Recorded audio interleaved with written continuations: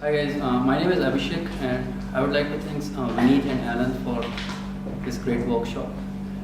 The first question, what is the objective of Agile Coaching? So from my perspective, I would say in a nutshell, it is to inculcate that trust and the belief in the team that being Agile is more important because not only in the aspect of software development, because if you have that belief system that okay, I can get implement something and then take a quick feedback from that and then use it as an iterative and incremental learning. So that gives a totally different mindset. I don't even have to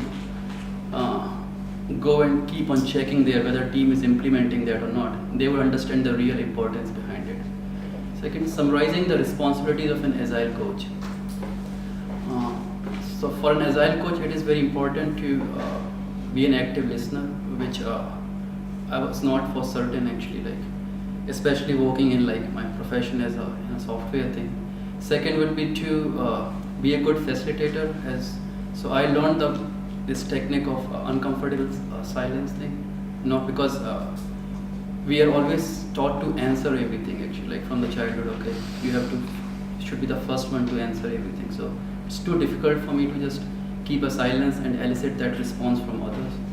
And the other responsibilities would be a good coach to seek the solutions from others and facilitate solutions rather than be a solution provider.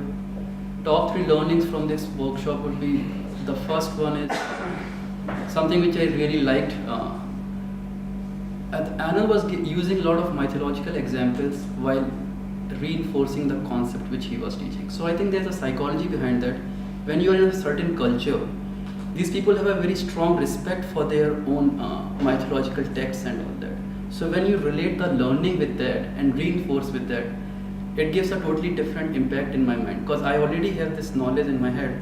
There is a wisdom there, and when you are correlating it with what you are teaching, it gives a very strong impression and give a belief, okay, it works for me actually.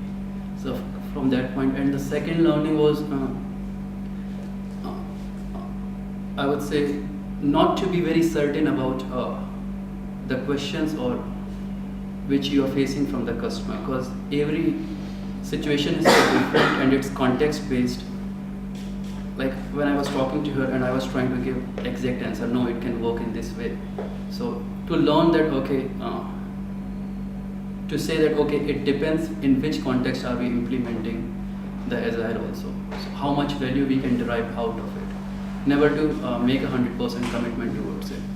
And the other learning would be, I love the way the Anand was giving the tips for the soft skills in a delivery of any kind of coaching session, because I was completely unaware how to, like, because I was thinking, okay, he's going to teach us like finer aspects of Scrum and Agile over here, but there was nothing like that here. So the total framework was different for grooming as a soft skill other than your technical skill. My current program is component lead, and most of my work is involving data analytics and simulation models. And we have a like component release every 2 days. So I would for sure try to implement it in the situation where I am right now. But I don't think there is a lot of scope for Agile coaching over there, because they already have enterprise Agile coach.